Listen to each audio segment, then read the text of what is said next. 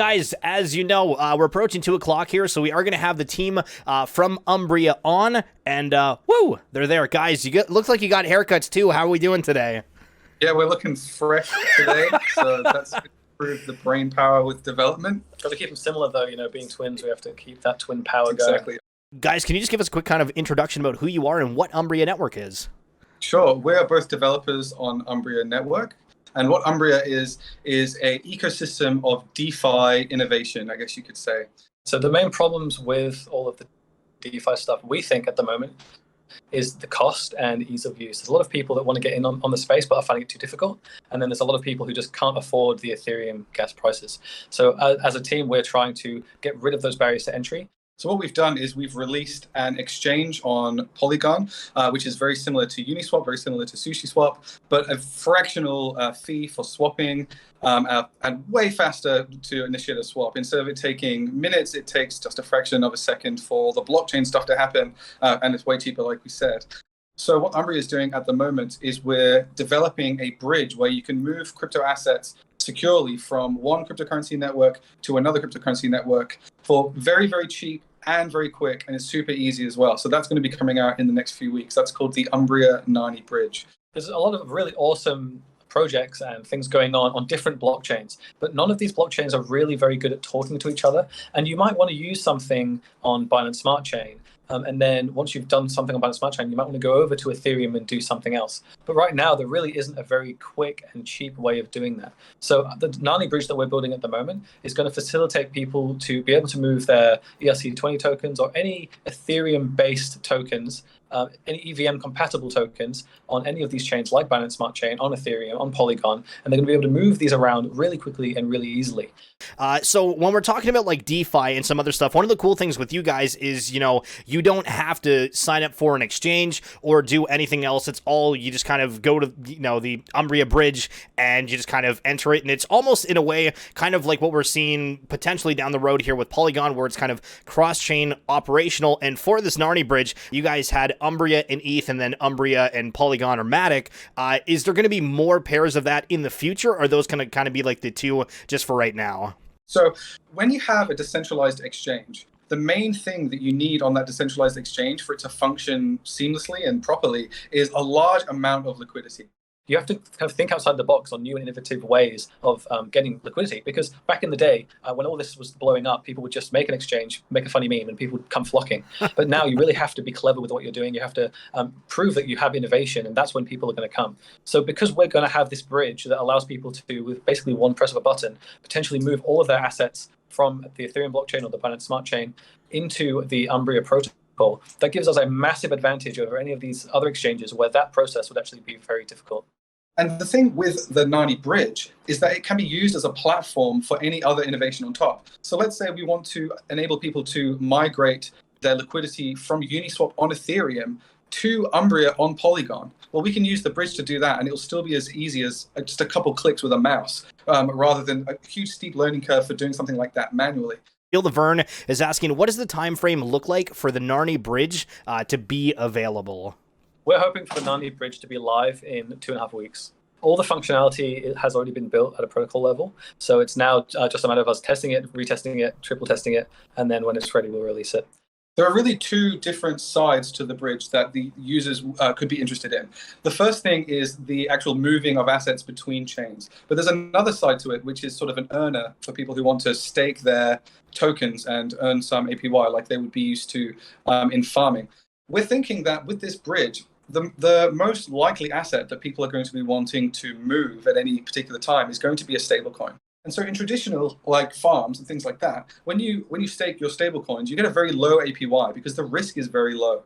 And so staking a stablecoin compared to staking some really spicy ERC20 token it's just not comparable as far as the APY is concerned. But with the bridge, the APY we expect for stablecoins will be the highest of any asset because stablecoins are going to be the ones we think people are going to be moving the most. So if you are a holder of stablecoins and you want to farm them, but you realize that the APY is going to be low on most platforms, it's a good idea for you to have a look at the Nani bridge because potentially the APY for stablecoin farming is going to be super high, especially in the early days. Yeah, and this is a whole new type of farming that we haven't really seen before because it's not the traditional AMM style of exchange that we're doing here with this bridge. It's not a traditional farm or a vault or anything like that. So it's going to have completely different APY models than you'd see in an exchange. And we're really excited to see how that all pans out because this is so new. No one really knows what it's going to be, but it could be a very exciting opportunity for people who want to put in their stable coins to earn APY. And so we have a question here for Feel the Vern. How many different chains do you envision being supported by the Narni bridge? I would like every popular EVM compatible chain to eventually be supported. So firstly, we're going to go between Ethereum and Polygon. And then once that's all working beautifully, we're then going to do Binance Smart Chain as the second choice. And then as we go, we're just going to keep adding more and more EVM compatible chains. So Tony's asking in the chat, for Matic specifically, how does this differ from the Polygon web wallet bridge? Well, it's about 10 times cheaper and it's about 10 times faster. Oh, it's way faster than 10 times faster. We've done our bridge in less than 1 minute. We've moved assets from Ethereum to Polygon in less than 1 minute. I remember the last time I used the Polygon bridge, it took hours. Their bridge is really awesome because it's completely on-chain, it uses validators, and it's got all the bells and whistles, and that's kind of amazing. What we're doing with our bridge is we're looking at it from a more pragmatic approach. It's a more centralized system. It's more like an exchange like Binance. You just hand us the crypto with one hand, we hand you the other with the other hand, and it doesn't have any of that over-encumberedness of a completely decentralized application. Mang is asking, which wallet do you guys support and which coin is required to complete the transaction? Is it ETH? Right now, it will be supported by MetaMask. And basically, we're going to be starting with a couple of tokens for the bridge. The first ones will be Polygon, Umbria, and Ethereum. And then we'll quickly do USDT as well. And then as the community, say which ones they want to be added next, we'll go from there. Love it, love it, love it. And for a lot of us, we are providing liquidity right now. Can you kind of explain how that works for anybody that's kind of hearing about Umbria right now and they're like, oh, hold on, what's like this farming, liquidity providing, and all that kind of stuff? What's the steps to go about doing that for Umbria? If you have some cryptocurrency, particularly Ethereum and Umbria, or Polygon and Umbria, depending on which chain you would like to earn interest, you can put your assets into, let's say, for example, we want to farm on Polygon. You would want to get your Polygon and you'd want to get your Umbria, and you would want to use the traditional, at the moment, Polygon bridge to move your assets onto the Polygon chain. Then you can provide those two assets to our exchange as liquidity, and you will receive a token back as like a receipt for proof that you have put some money into the exchange. You can then put that into our farm. And when you do that, you will receive Umbria every block as a reward for giving that liquidity to the exchange. And one thing that you guys have done before is like an airdrop and a snapshot. And Shrukan was asking earlier, is that something that you guys are going to be doing again, or was that just kind of like early stages? Yeah, well, that was an early stage thing that we did a couple of times, and there is a chance that we'll do that again in the future if we feel like there's some kind of marketing campaign that would really grow our community around that. But right now, we feel like our community's gotten to the point where there's some interesting minds in there. We're having good conversations, so we're not really eager to pull in as many people as we can and kind of sacrifice our technology, or go up in a big firework and then come crashing down. We're really trying to focus on our core technology, build the community steadily but quite slowly, and just making sure that we go in a straight line and we don't go up and down too much. And we think this bridge is by far the most exciting thing that Umbria has ever done. And we think that it's going to lend itself to a whole bunch of really amazing things that are going to come out after it's released in 3 weeks. Because not only does this bridge facilitate, moving from Ethereum to Polygon for now, for example, but it also is going to have an API where other projects can leverage this system to create, for example, yearn strategies for vaults. There's a whole bunch of things that this will allow people to do. And so we just had a few people kind of join the chat. Max Gokina, what's up, guys? And I asked earlier about how to get like LP farming and whatnot. But Gokina's asking, how does one get into Umbria in the first place?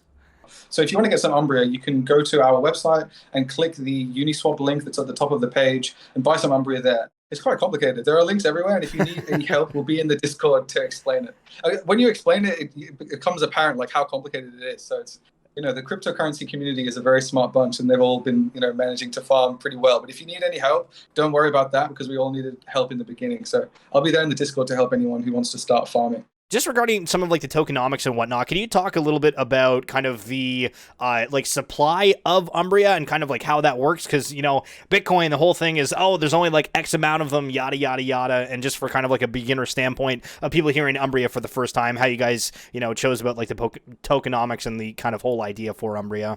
So we started off by minting 5 million Umbria, and we've been using quite a bit of that for airdrops and the bounty program and the bug bounties and things like that. Some of the Umbria will go to the founders as well, but there's another 5 million Umbria that is going to be farmed over time. So I think we're up to about 5.1 million Umbria in circulation right now, but that will eventually go all the way up to 10 million from the farming rewards. Love it. Awesome. All right, guys. Well, I think we'll wrap it up there. I want to thank you so much for taking the time to explain the Narni Bridge and kind of what all this stuff is. But Barney and Devoski, guys, thank you so much for popping on today. Always a pleasure. Thank you. Thank you. Yeah, it's always great.